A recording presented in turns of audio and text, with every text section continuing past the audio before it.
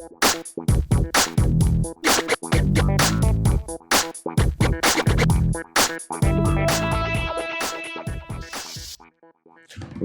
to TLC Unfiltered. My name is Emmanuel Sonubi. And I'm Ian Murphy. And today's episode is titled Waking Up to Virtual Reality. And today we're going to be discussing all things innovation from the wheel right through to the modern day and everything in between. And today's episode, we will be talking to Vinita Ramtri.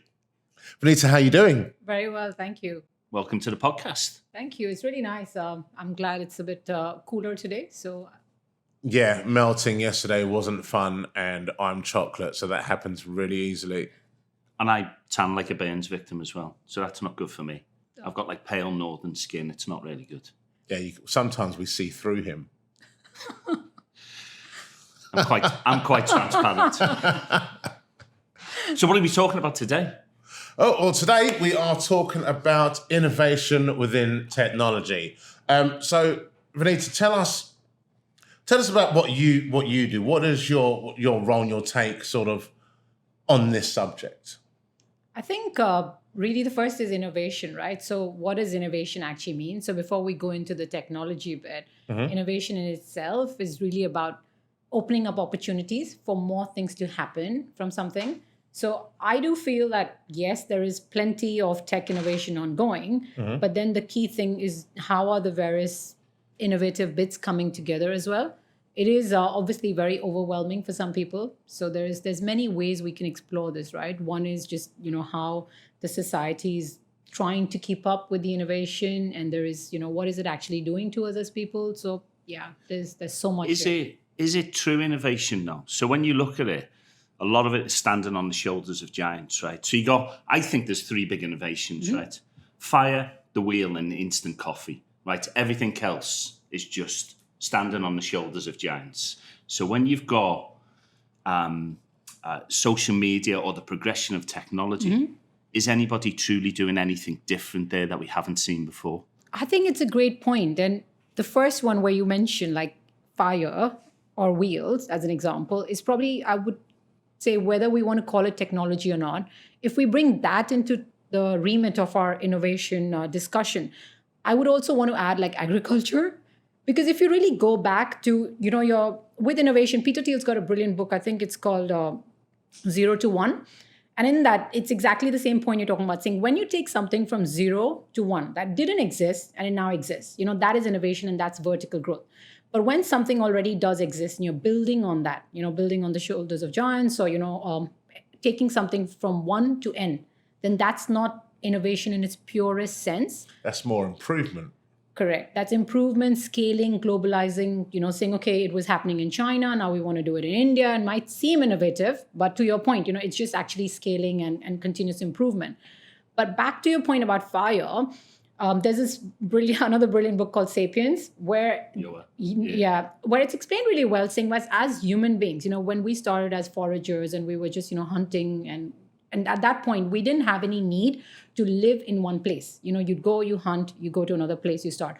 And as we started discovering, well, actually, you plant a seed and you get plants and then you can actually eat from that. That's when civilization really started in its true innovative sense, because we as people realize, well, I'm going to hang around this patch of land for a while. And when you realize that, then the community starts to develop.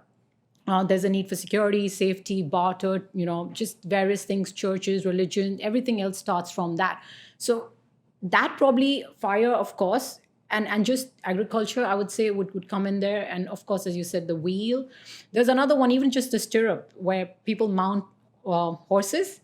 So just... This isn't that type of podcast. But you know what I mean? But when you talk about, I don't know what rules it out. But if I'm just talking about it, because that's one book I have read. Which one? I'm not going to talk about Animal Farm at all, but that's the book and the film. Animal Farm. Yeah, not the George Orwell one. Not that one. No. Okay. So there's a serious one. There is a serious one. Yes. Yeah, then that's the one we're discussing. No, it's also a very famous one, the George Orwell one. So you got Boxer there, who's the horse, right? But essentially, what I'm saying is it allows people to conquer new territories. So innovation is that it's a small little, like a wheel. It starts with a small invention and a concept, but it allows you to build everything from a bicycle to an airplane to a watch. And that's innovation where you've unlocked the potential for more. But that comes back. So Sapiens is a great book. I love Sapiens. I love his other two books as well, right? So, but what we're talking about then is evolution then, right? Not anthropological evolution. We're talking about evolution in tech. Correct. So you could possibly then, if you're going to look with tech, you probably look back to maybe the 60s and the 70s, the ARPANET, maybe the introduction of the home PC, and then maybe Facebook. Probably the three big. You could maybe throw the iPhone. You've got to put TikTok in there after Facebook. Sorry? You've got to put TikTok after Facebook if you're bringing Facebook in. But Yeah, well, you again, think if you're going to go Facebook, you're then going back to things like MySpace Yeah. and other technologies like that, because then even just from having this conversation, you think, when was the last real innovation within technology? Not for Or all. is it just, because every time, so for example, if I'm watching TV, every single advert is how TalkTalk, Sky, BT have now just got faster. And I think, how fast is fast? I 100% agree with you. And I worked at Sky TV, right? So before my current career was at Sky B. And a lot of that is about saying, HD 4 times better, more pixels, more recording on the box. You have a better router, faster broadband, fiber optics. But exactly to your point, it's not truly innovative to say, here's something you were never able to do before. Yeah. You can download faster, upload faster, everything faster. And it is exactly that. Your phones keep getting better, but there comes a point beyond which you can't really tell. Yeah, so then this is the thing. So when I upgraded my phone, it went from 4G to 5G. Correct. And I didn't want to go to 5G. I was like, I'm quite happy to stay at 4G. And the salesperson on the line told me every great thing about 5G. And they looked at it and they tried to tell me about speed test, how much quicker it was. And I said to him, if you can explain to me or show me one piece of information that I need to have a fraction of a second quicker than I would have had it before, then I'll buy it. porn. Yeah. Me, I don't really do porn unless it's on Wi-Fi. No, it's got to be on Wi-Fi because it's left buffering. Okay, I won't go there. I mean, yeah. I mean, I don't even hide it anymore, and there's no incognito mode because I'm old and I know what I like, and I'm lazy. So. You're working from home. That's 5G. I watch it from anywhere. That's the definition of happiness. Yeah, but I'm with you on that. A lot of it is not materially better, so it is not truly innovative. What essentially is then what we said earlier is the combination of things that it allows us to do. So when I worked at banks and what we do often is like, there is the technology at the underlying technology. Yeah. Then you combine the technologies, similar to like any kitchen and any sort of preparing food, right? I've got a new spice now. I'm going to add that bit and this just tastes a little bit better. Yeah. So you say, okay, I've got this underlying technology, but I can put in machine learning and AI and a little bit of APIs. And here, wow, I've got a new proposition. Yeah. But to your point, the proposition is not always the key differentiator. And it can be, okay, everyone's got a tiny bit of difference and not hugely different. And it's very hard. Sometimes it becomes a really crowded market. Yeah. And I was listening to one of your previous podcasts as well around, does anyone care or something like that? No one's coming to help. No one's coming to help. Yeah. And it does absolutely get overwhelming because you get, this phone's better, this router is better, and you just cannot differentiate anymore. So yes, there's a lot of that, but equally it will continue. And the problem, I would say, is there are two things. One is that there's not so much true innovation, but there's also the fact that we as human beings are in that second half of the chessboard in some sense. In the first few years, how the concept of the chessboard is that when you start with a grain of rice, one let's say a decade, you do it times 2 to say, okay, we've doubled, but we've increased by 1 grain. Yeah. Next year you've doubled, but you've increased by 2 grains. And gradually you go into exponential values, right? Into really big numbers. So as humanity, we're in that place where lots of small changes are just causing so much noise for us. And the second part is that technology is growing at that crazy pace, but our ability to cope as humans, how much can we take? Yeah. And do I really need that tiny bit extra? And how much then is, the government able to moderate, or how much is it that you're able to then say, what do I actually want to do with this piece of technology? Yeah. That is where we're... It's like that with anything, because the moderation always comes after the fact. Like you look at things like, for example, UFC. UFC 1 was illegal in 50 of 50 of the 50, how many states there are. And then all of a sudden, we can make money from this. Now, it's not that bad. Yeah. Now, it's a global economy Correct. with rules. Because the first one, if you've ever seen UFC 1, so there'd be like me fighting a child. Doesn't matter, there was no weight classes, there was no, the only thing you couldn't do, you couldn't kick in the genitals, you couldn't poke in the eye. Other than that, you could do what you wanted. Mm-hmm. But then the more popular it gets, it's like, oh, well, if we're going to make it digestible for the consumer, we have to be seen to be putting rules in. Correct. And I find that when it comes to a lot of innovation type scenarios, my question is it really innovation, or is it just justifying why companies can charge me more for the same thing? Or is it capitalism? By the way, I would pay to watch you punch a child. I would UFC, the stuff you could do. I'd go into the ring. FaceTime me, mate, and you'll watch it for free. FaceTime me later on, and you'll see it for free. Okay. Parenting 101. On our 5G devices. It'll be so seamless. But is it just capitalism now? Is it more of the same stuff and feeding our urge to have the newest and greatest thing because that's what we believe we should have? That's where happiness sits, in having the latest thing, whatever that thing is. I have 2 teenage children, so I can absolutely relate to the fact that, okay, it's the latest thing, and that's what all my friends are doing. So there's definitely that attribute. As adults, also, there's this whole part about what else can I get for free? Yeah. So as long as it's for free, then maybe you can do that. And I was reading a stat in The Economist at some point, like when you search for something in your Apple phone, it by default takes you to Google.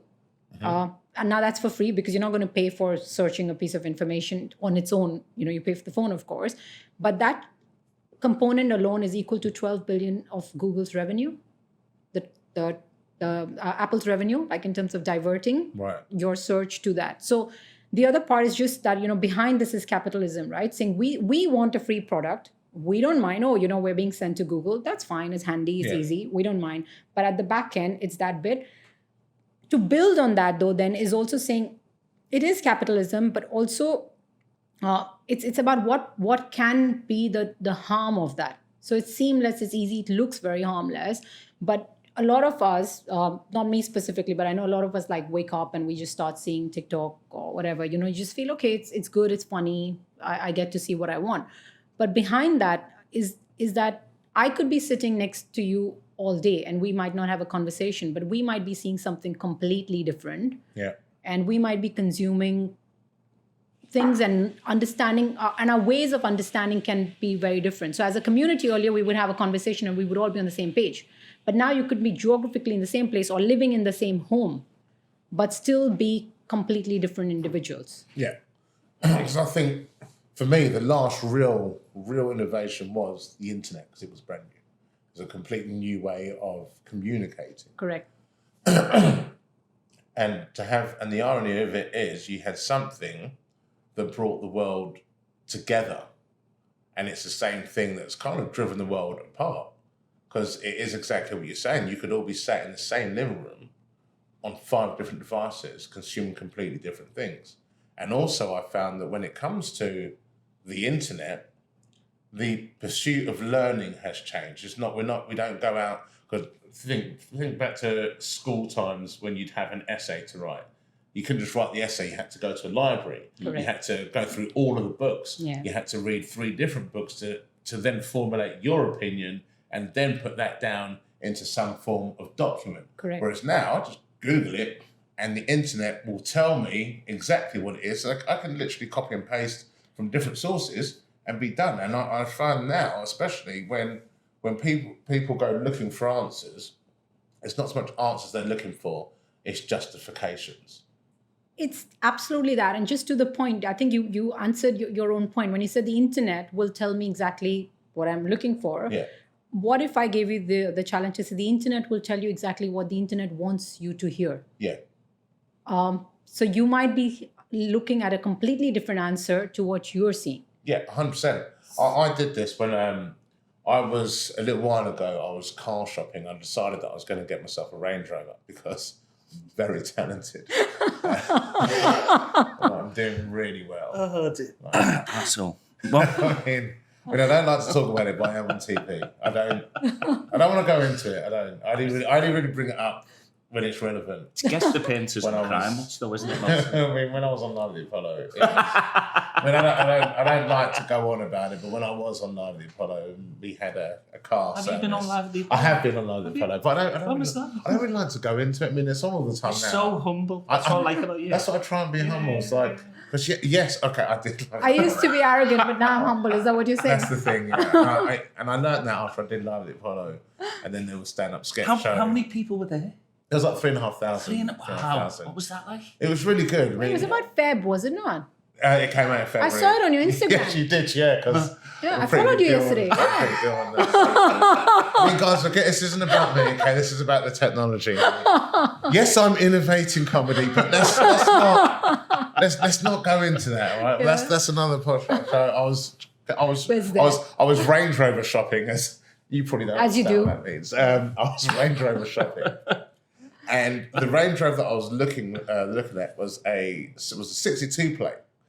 And I went looking for the reviews to, should I buy it? What kind of problems can I expect from this?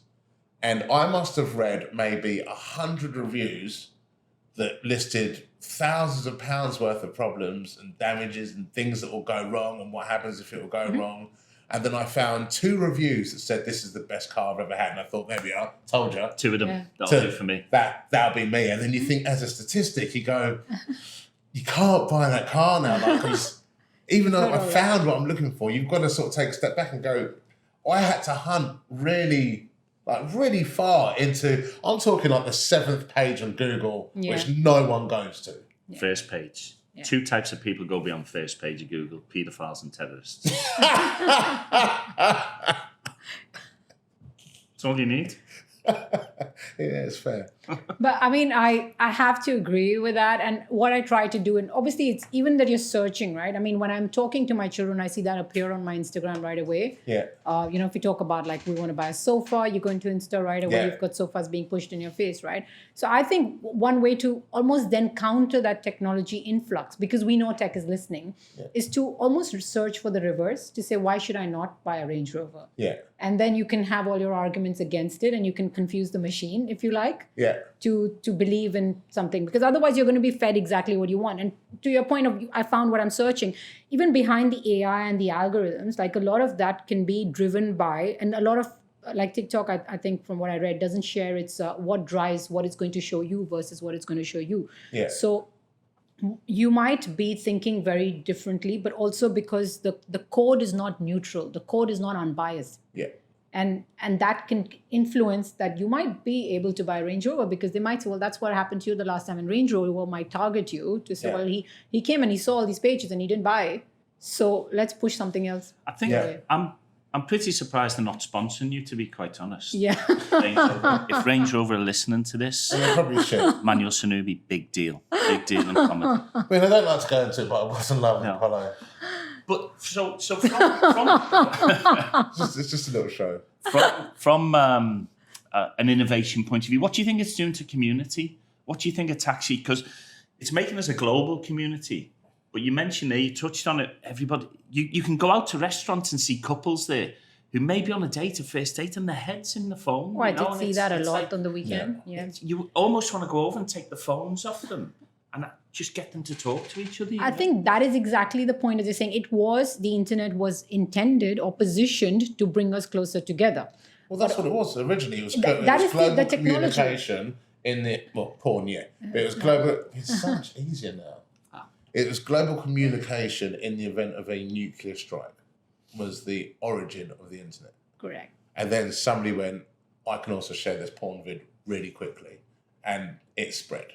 I think it is that, right? So when the platforms open and there is no moderator, then sporadic moderators are going to come up and try to do whatever they can do. So yes, the internet had that intention, but when you build your products and your capitalist products on it, typical example, like I was reading somewhere in the news, like Facebook shut down a group right now which was paying people just to write reviews. Yeah. So saying, just can you go out there and write all positive reviews for Range Rover as an example? Yeah. And it has to be found.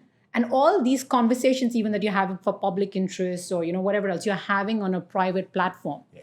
So the private platform can then determine what the public should be thinking. Yeah, and you're right. There is no moderation. Like I could write a document that talks, I don't know, about the. Give me an example. How we can go right COVID, and I could talk about how this sort of medicine will lead to these complications, and I could post that. All that needs to happen is 10 people need to read it and share it, and now that becomes fact. It does, and the more influential you are, that becomes that fact. And to your point about dividing the society, then if typical example like veganism, right? So you'll have like a certain stream of, okay, here's the thought process. Now I'm not pro it or against it, I don't have a view, but the point is that, it divides us all in various ways, saying, okay, I am this, and all the people who are not this aren't good, because this is the only way to be. So in some ways, we're probably getting more divided than united, because we are being taught what to think before we learn how to think. Yeah. It's just for saying, okay, this is the right way. And you just go, oh, okay, it must be the right way. And then if you disagree with that, you're a bad person. Exactly. But that. So we're all three good people, but we all hate each other. It becomes like that, But that's no different throughout history, right? Throughout the Crusades, throughout all. You were taught what to think then. You just didn't have that global community for it, right? It was within that small nuclear family that you were part of back then, So human behavior and human thinking has not really changed. I don't think any innovation has changed it. It's just amplified it to a global level. It's just sped it up, really, hasn't it? Yeah. I would probably say in that, like earlier, if it was from a community aspect, right, it's ancestral and it's passed down from some credibility, right? If my grandfather says, this is the way to think, or this is the way to do things, there's some credibility and some interest in him wanting his, generations to progress. But today, if I go to Instagram and someone says, oh, no, you should, chuck your job and you should be this independent person because I can show you how to make $1 million. What is the credibility behind that? Yeah. Right. So it is the same thing. We get told what to think, but it's just the credibility check is not just, it's on Instagram and the person's got 3 million followers and this all looks good. So I see a lot of my teenage kids, as an example, fall for a lot of that stuff. And the moment you fall for it, the risk in technology is that you see more of it. So if you believe in something, you will then be shoehorned into that, and to say, okay, now, and actually I was reading somewhere saying, if you see something to a small degree, like if you just watch like vegetarianism on YouTube, the next you will see is vegan. So it pushes individuals from having an idea to becoming extremist. Yeah. Say you've stepped on step 1, can you go to step 2? Can you go to step 3? And by the way, you watch 5 videos, you want to watch 10 more. Yeah. And here are 10 more you will like, and 10 more you like, and then you just targeted advertisement changes. And so that's really a question: is what is now driving innovation? Is it capitalism? Is it money? Is it society? I think it was primarily capitalism. I'd say like until even last year, and from post-pandemic, and I'm writing an ebook on like the Great Resignation, where I'm just researching like how we as individuals have changed. And I was speaking to Ian before this as well. Like I'm relocating to Singapore as an example, but a lot of us are waking up to the capitalism, and we're starting to notice that what about us? What about our lives? What do we really want? Yeah. And we're happy to switch off from technology. We're happy because we've just realized, well, actually, I was going to work every day. Maybe I didn't need to. Yeah. Or I thought I can't live with this job. But I mean, it's that not was true. the great thing about the pandemic, is that people sort of stepped back and took stock of what actually matters. And you realize, I don't actually need a lot of this stuff. No. Yeah. I can actually function just be as productive. And I know a lot of companies now are going through this, where they're thinking, well, we need to get people back into work. But then you're also going, but do we? Like, they're still as productive. They're still doing what they need to be doing. Yeah. And then you've got other companies seeing that as an opportunity to save money. Well, if you're not going to come to the office, we're not going to pay you as much. Yeah. And it's, where does this lead us? Because people I completely agree with you, have got a different mindset as to how they choose to live their lives. I think exactly. And first, the where this will lead us, in my view, is first we had a set way, right? Saying everybody normally grows up, goes 9 to 5, and that's the general, mass society. Yeah. What this does to us is now it says, oh, by the way, I don't have to, and there are options. So there'll be some companies, you saw the Elon Musk letter, right, saying everybody turn up to work, right? So if I want to turn up to work every day, great, maybe Tesla is the right place for me. Yeah. Or maybe I want to work from home, I want to be a content creator, I want to sit and write on Medium, I don't want to go to work. So it just opens out various pathways, and saying there isn't a good or bad, you can configure your life as you want. Yeah. But isn't that part of the choice then? Isn't that maybe an innovation that people have the choice now? Whereas previously they may have felt that they didn't have the choice. You had to go to work. You had to be there 9 to 5. It's almost like with professional football, players hold all the cards, right? Their agents, they make the choice. Previously, if you go back 40, 50 years, chairman owned the players almost like they were their own personal property, so they couldn't move. Now, if a player doesn't like it at a club, they can move. So the choice has gone into the hands of the people, and maybe that's that next innovation, anthropologically speaking, where we get to decide. We get to decide what we want to do, where we want to work, who we want to work for. That's the thing when you say the choice has gone back to the people. Do you want that? Because a person individually is smart. People, on the whole, are idiots. Yeah, you're right. I can't disagree with that. Yeah, I think right. that's a very good point. And I don't know if you've read about Lee Kuan Yew, who kind of built Singapore over the 30 years. And I mean, I'm relocating, as I said, I'm going to Singapore from August onward. And I've read a lot about him. And you should read about him, because the thought exactly was that. He said, my job to build Singapore is not to make happy people. It's to get the country to operate perfectly. Yeah. Right? So you might not love me, but I'm going to govern the country to do the right thing. So it's not about the optimum capacity for everyone, but what's the optimum operation for the entire community, right? So yes, I would agree with you that there has to be this balance. But I think in the right balance, there can be saying some firms will say, we need you to be in. If the individual's not happy, they can choose to work elsewhere. And I don't think everyone's saying, I want to work from home. A lot of people cannot wait to get back. A lot of people don't. I've got a neighbour of mine who was like, I need to get back in the office to be productive. Some people thrive in it. Other people are like, I'm quite happy to work from home. And they get a lot of stuff done knowing that they've just saved 2 hours of their day in commuting time. £20 a day in travel times. And it's made them want to do the work properly because they want to keep that position. Like there was one company before the pandemic that, I can't remember the name of them now, but they went down to a 4-day working week and gave everyone a pay rise. And their productivity... It's in Sweden or somewhere? Yes. Sweden, yeah. Their productivity shot up because now people want to work. They want to keep that job because look at my position. I work less than everyone else. I get paid more than everyone else. I'm happy. Yeah. And it drives now other people want to work there because they've heard about how great a place it is to work. I think it'll probably be a mix of all, right? So like I go to work every day, right? Yeah. I go to the office pretty much every day. My daughter's starting, she's 19, she's starting, she can't wait to get into the office. So there's different types. And to your point of, 4-day weeks as well, there'll be individuals who'll say, I want to grow in my career. Yeah. And maybe a more like a successful firm demands me to work 5 days a week. And they might be willing for certain patches of their life to say, for this particular next 2 years, I really want to put everything in. Mm-hmm. And I'm happy to compromise my preferred style for something that is more lucrative to me in this moment. Yeah. So I think we'll just have these various pathways, career breaks, and all that. I think the word you used before sums it up correctly is balance. And that balance, if just in the whole concept of the word, in any situation works.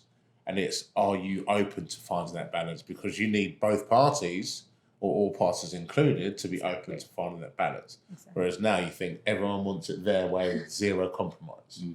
And that's when you get into the issues of, right, well, I'm a vegan. If you're not a vegan, you're a terrible person and you hate the planet. Yeah, I get that a bit. Do you know how you can tell a vegan when you how is that? Leave it a nanosecond and they'll fucking tell you. You don't have to guess. They will tell you. They can't wait to tell you. Because it's become an identity thing, right? Yeah. Rather than a preference, it's an identity. There's an app for vegan dating. Now, why do I need to date a vegan? Can I not just not date a vegan? And even if I'm vegan, does that then? If it's a, do I go down this line? Yeah, if it's a vegan dating app, Is there certain things you can't do because it's vegan dating? I don't know. I haven't downloaded it yet, but I just saw it like a.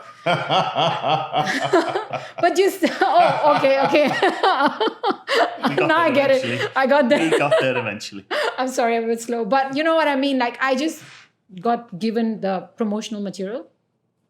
I didn't, I didn't know more about it.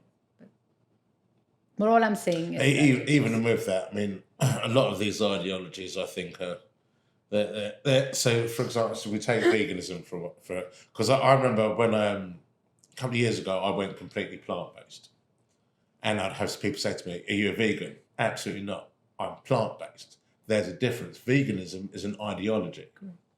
It's basically, you can liken it to a religion. It's not just what you eat, it's how you choose to live your life. Almost cult-like sometimes. Yes. And so it's little things and I get really pedantic on this, when KFC, for example, had their food innovation of we now do a vegan burger. No, you don't. You do a plant-based alternative, but it's not a vegan burger because you still slaughter chickens. So you can't say that you're still, so even if you want to go, I personally believe if you're a vegan, then you can't go to Tesco's because they might have vegan products, but they've also got a load of dead stuff around the corner. As a firm. Yeah. You're still contributing to their ideology that it's okay to serve meat. There's so many of those dichotomies, though. I put a post out on LinkedIn the other day. Me. After I shouldn't use white sheets, but I do. But you do? Honestly. It's funny because it's racist. Oh, dear. I cut holes in them because that's just a waste, isn't it? I know. You've got to use I look them like again, a very right? confused ghost who doesn't like most people. But there are so many dichotomies, and like I say, I put that post out, and it was how many pro-lifers own a gun or are pro death penalties. You can't be one and have the other. Yeah. I don't think. Well, it's little things. It's like you can't. So I remember seeing it was an animal demonstration, like people against it. It wasn't like pigs and cows with plaque signs. Although that would be be awesome. That would be that'd be a true animal demonstration. For cow going, don't eat me. Yeah, do you know what, mate? I won't, because you can talk. What do we want? Vegans. What do we want?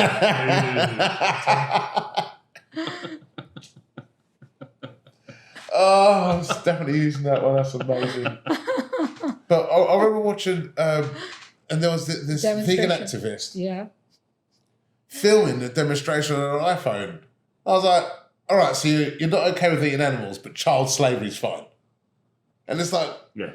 It's the same point as I'm saying, they're told, or we are told what to think. Yeah. But what we are doing here is we're saying how to think, right? Saying, okay, this thought or that thought, they are completely polar opposite, but you're subscribing to both, right?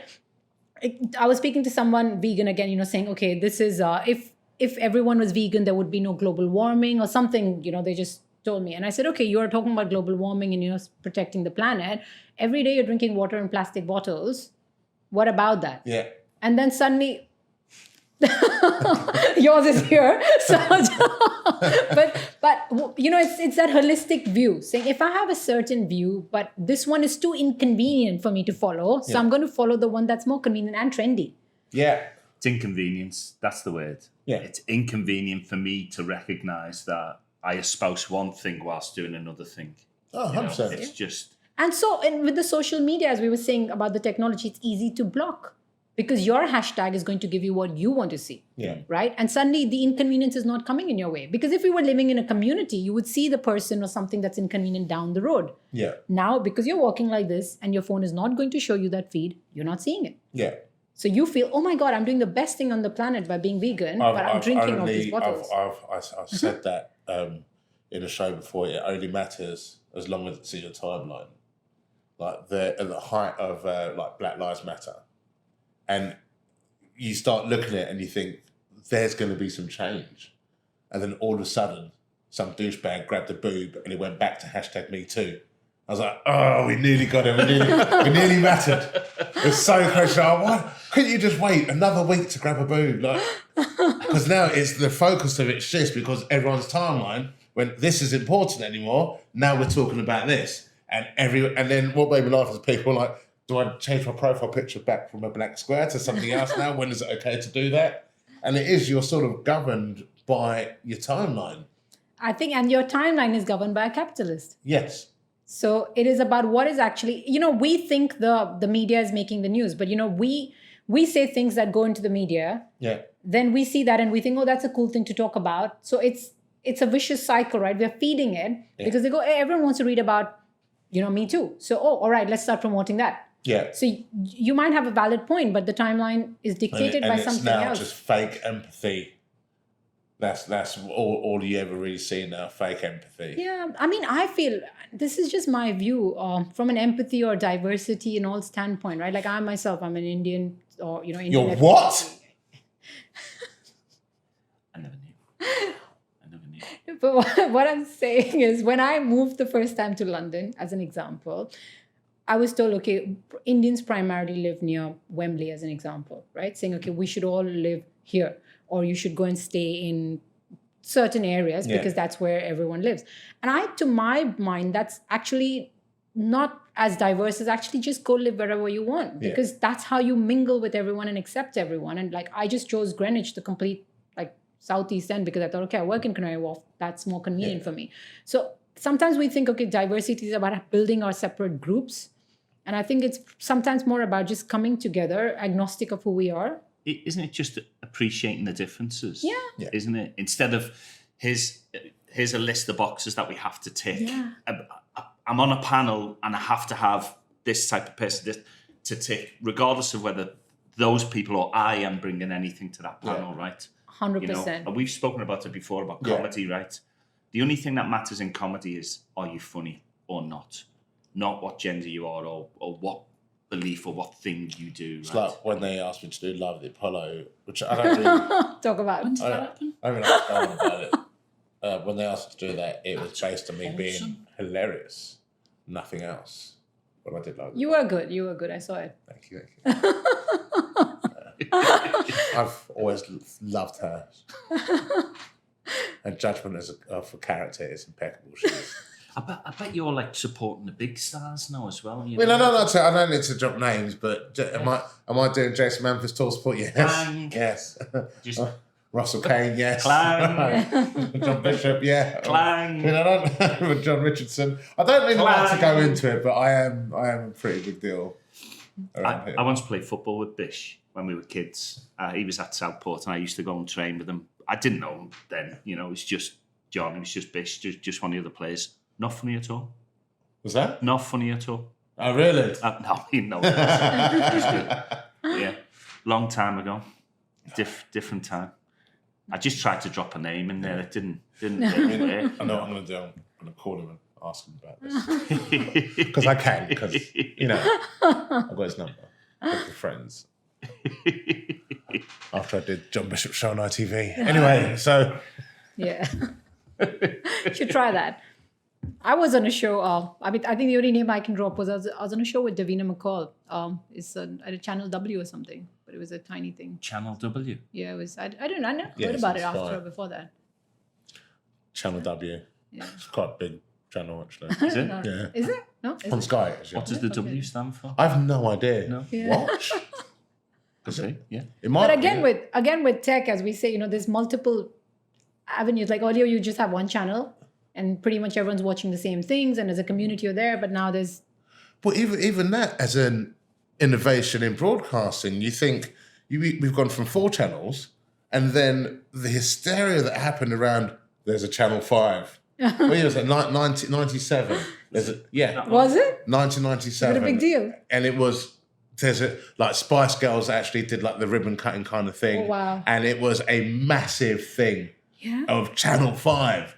And then you're like, well, now there's cable and I've got 200 You channels. got Netflix. Oh, you don't have Apple TV, Do you by the know, way. You don't like have Prime. there's so many. You think there's Apple TV, Prime, Netflix, Netflix. Disney, Amazon Prime, Yeah, you can go. You're going to name them all. and then Sky. Just those ones on their own. Are you getting sponsored by them? Have I missed out? I mean, have I got all 5? Yeah. Of course, But I that'd be think- a big deal. And there's nothing to watch. And the thing is, There's nothing to watch. it's all the same.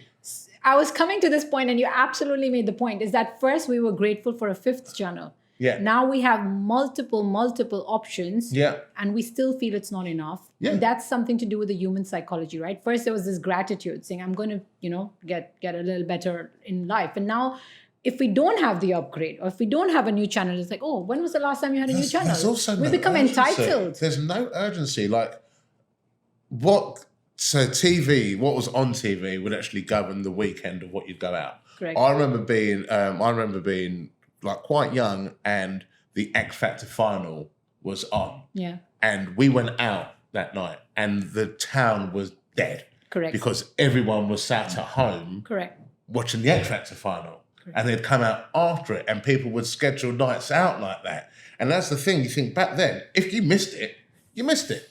So you had to go and watch it, and you had to. I remember like going through the TV guide, circling a schedule I used to do that. of what I'm going to watch. Yeah. And thinking, well, I'm actually going to miss the first couple of minutes of that if I watch this one here, which one? And now... And suddenly you were grateful you could record. Yeah. Oh, my God, when you could record. But it was so like, happy. Record it, but don't change the channel because it could only record what it was showing. And then you could watch something else and record something else. Oh, and you could record 40 hours instead of 20 hours. That was a big innovation. You think, I can now record this and watch something else. But to our previous point, it's all incremental changes. But also, as these incremental changes happen, you can actually record from your phone now because you don't need to be home. You can record while you're on the go. Sky Go, you can watch on the go actually. And by the way, 5 people from your family can watch, and not just you. So gradually, one to the other, the capitalism and the propositions continue to build on that original technology. But also, as humans, we just go, okay, that's the basic now. So what used to delight us doesn't delight us anymore, and we feel like, all right, what's the big deal? You try and tell your children, I didn't have a, BlackBerry or whatever. I didn't have phone. You can't call them Blackberries anymore. It's African-American berry. All right, so... Really offensive. I'm really sorry. It's 2022. Guys, I'm really sorry about that. Wow. We're all having a really nice talk as well. Yeah. And then, but you know what I mean. Yeah, I know what you mean. Wow. How do we come back from that? I'm not sure we can. So really, have there really been any true innovations over the last maybe, 30, 40, 50 years? Or are they all just a series of improvements? I think there are improvements, but they're not like genuine first-time sort of innovations, but think something like a 3D printing. Yeah. So it's not like printing was never known. Yeah. Or 3D design was never known, but it's the culmination of things and what it enables us to do. That is truly innovative, right? So when you've got something like a WhatsApp, right? And suddenly we go, okay, we could always message. But because we can do it so easily, so cheaply, it then gives rise to more conversations and more ability to do different things. Because everyone WhatsApps now. Everyone WhatsApps No now. one, I never text. Yeah, because it just becomes the way you live, right? So, but then that enables payments through a WhatsApp. Yeah. So it opens up different things that you can do through a combination of things. Like 3D printing, classic example. First when we had, to build something out. If you see, first when you had sculpting, right? When we would sculpt something, we would have to throw away a lot of components. Yeah. Then suddenly you got these molds where you didn't have to throw away anything, but you could just say, okay, here's a mold, and everyone builds it, and everything was identical because you've got to fit the mold, right? Yeah. But 3D printing actually breaks from both of that because you can print very specifically, whatever device you want. Also, but it's not a cookie cutter mold. Yeah. So when you combine the different technologies and say, by the way, by doing this and by doing this, I can actually build a whole house using 3D printing with zero wastage. Yeah. Then it's just about how we as humans want to deploy that technology and combine different technologies. So truly innovation, I would say there's nothing phenomenally different that's happened, but AI, machine learning, quantum computing, they will all come together to say, and by the way, by joining this, I can do that. But those, I think all innovations have to be useful for life, right? Otherwise, why make them? And I think maybe some people who listen to this or watch it maybe screaming down the screen, but what about splitting the atom, stuff like that, because that, I think possibly, I think there's a truism that war drives innovation, unfortunately. Yeah, of course. And conflict drives innovation. You think about it, you see that in technology now, like pretty much every security innovation or new technology is driven because of a threat. Yeah. Yeah. It's driven because of a deterrent to something. Yeah. So it's always an answer to a negative problem. Yeah. It is, and it could, though. Again, it's about the technology is the technology, but what we do with it, right? So our sat navs were driven or created by military purposes, right? Geolocation and all of that. But today, Google Maps, getting here, you're looking at Google Maps. So the innovation might happen for a very different reason, but then how you deploy it into multiple avenues is. Well, there's a lot of, you think, and you're right, a lot of things are military applications then have domestic use. Correct. Drones. Yeah. I mean, Obama, I was reading, he deployed a drone like in 3 days of taking charge. And throughout his tenure, if you go average, about 542 drones, one drone every 8 days. So it just picks up. But then after that, what do? You do photography with it. Insurance companies are using that to assess your insurance premium. Yeah. So the technology might be built once, but you can do much as whatever you want with it, right? Eventually. Not whatever, but you know what I mean. Like you can do a lot with it. Are we, coming back to your point about threats and security, are we not demanding enough of the technology though? So we'll see.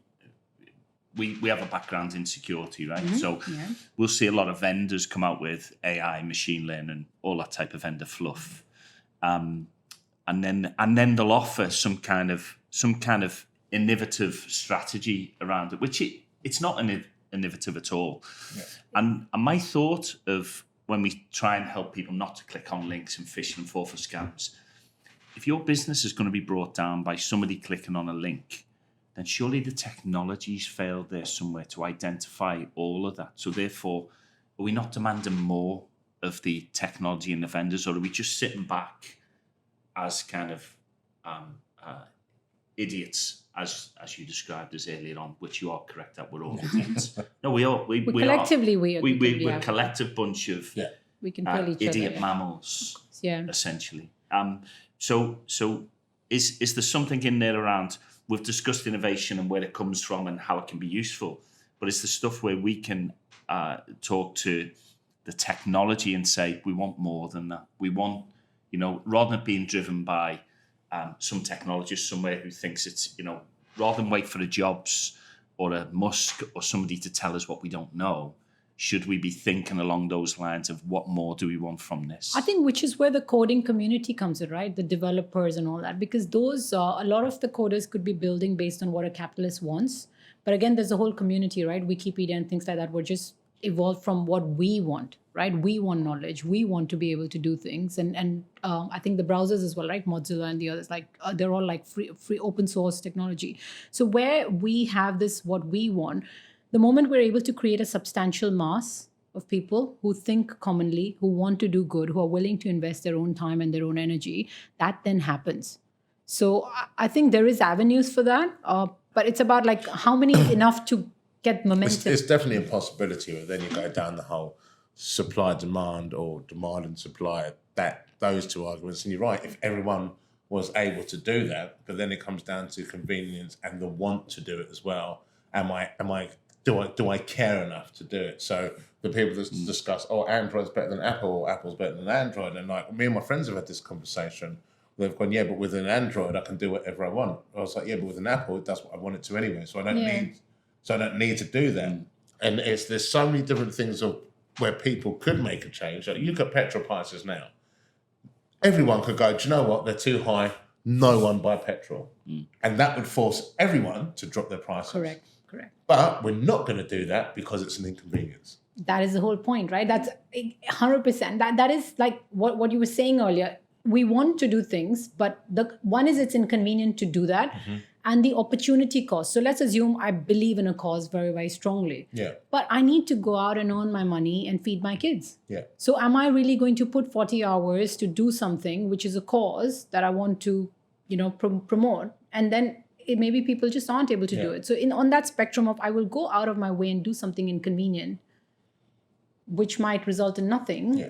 Very few people are able to do it. Plus people exist as individuals. So you think you could how many times have you seen companies go to a vendor and say, right, this is great, we want this, this, and this. Then a company goes, we can do that, but it will cost you this much. Correct. And then like, what's the value in that? Because really it's something that you should give me for free. It should be part of the solution. It shouldn't be, it's called a solution. So I want a complete solution. Now you ask me for an add-on.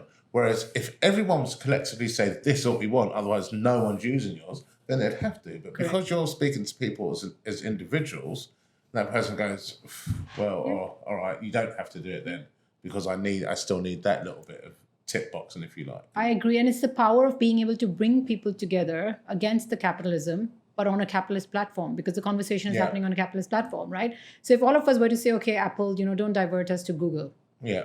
Just give it more freedom so that others can come in. There has to be a collective voice, but it's convenient. Why would anyone? Nobody cares. Challenge it? This is the thing. Like no one at that point. I just want to know what it is I'm Googling, and then even by Googling, and that's the beauty of something like Google. They don't have to ask us what we want anymore.